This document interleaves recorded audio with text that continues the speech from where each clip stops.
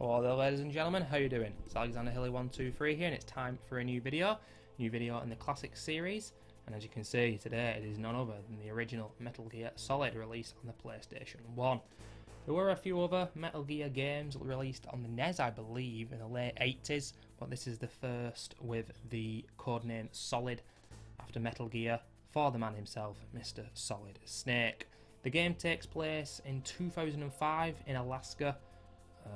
And the basics of it are naughty terrorists. Snake has to go in, stop it all, be the big hero, but the subplots all over the place. Snake is being lied to, all is not what it seems. And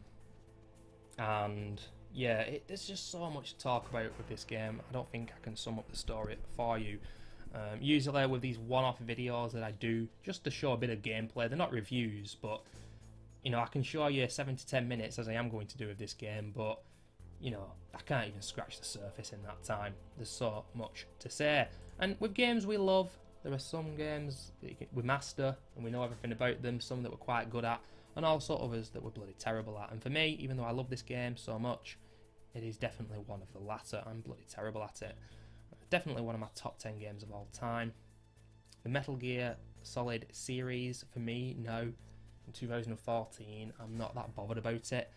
I own an Xbox 360 and not a PS3, and I won't probably be getting a PS4, I'm not sure at the moment, but I haven't been able to play Metal Gear Solid 4 or 5 and the next part of Metal Gear Solid 5 because they split it up in 2 installments, haven't they, I believe. The last Metal Gear Solid game I played was parts of Metal Gear Solid 3, but I never completed it. I know the story has always been a little bit out there, but I don't know, I'm just not that bothered about it these days. But there can be no doubt that Hideo Kojima is a genius, and some of the things that were implemented in this game back in 1998 were quite simply incredible, and are incredible today. I'll speak about that in a moment. But this guy is guarding my SOCOM suppressor, and I want it. So I'm gonna get it. And that changes the whole game up, ladies and gentlemen, because now we can start shooting without fear of the bloody alarm going off. Oh my lord, he came close to spotting me. Playing this on my Logitech controller, I'll say that as a disclaimer, because it doesn't help me. It's a little bit quirky. Press triangle and we can go into this first person mode, see all around us. Very helpful, I must admit. First time I played the game I thought that'd be rubbish back in the late 90s, but no, very helpful. You can stand up against walls like this to help, to stop being detected and to give yourself some cover. You can crouch down, you can crawl. Controls are pretty tight. One aspect of the controls which I think are a little bit clunky now in 2014 are the shooting. Aiming, yeah, it's a little bit clunky, that's the word I definitely used to describe it.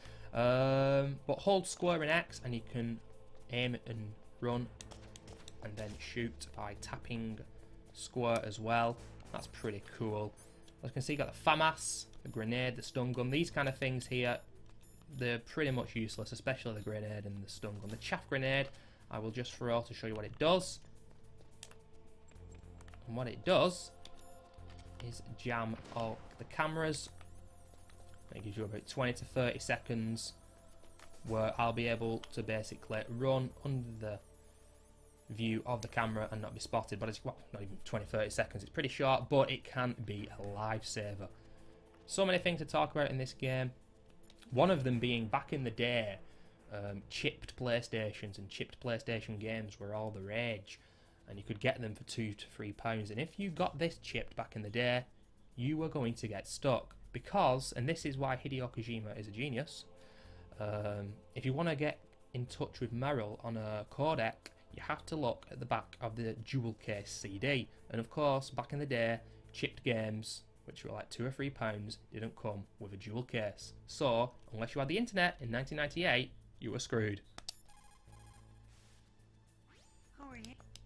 Something else I've got to say as well, in subsequent Metal Gear Solid games, I think when you keep tapping square to skip the dialogue, I mean, don't get me wrong, the dialogue is incredible and there's so much of it in this game. It's just astounding for a game released in 1998. But yeah, like I said, in subsequent Metal Gear Solid games, if you press square, or whatever button it is these days, because I've not played one of the newer games, it will skip the whole dialogue, but here I have to keep furiously tapping the square button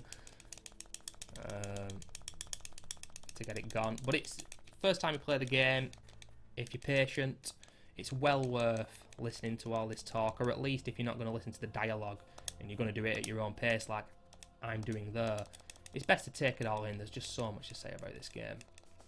So many little quirky details. The bosses are also amazing. Grey Fox, the ending with Grey Fox is one of the best things in gaming history in my opinion. Vulcan Raven, the second fight especially with him is incredible. The ending fight with Liquid is amazing.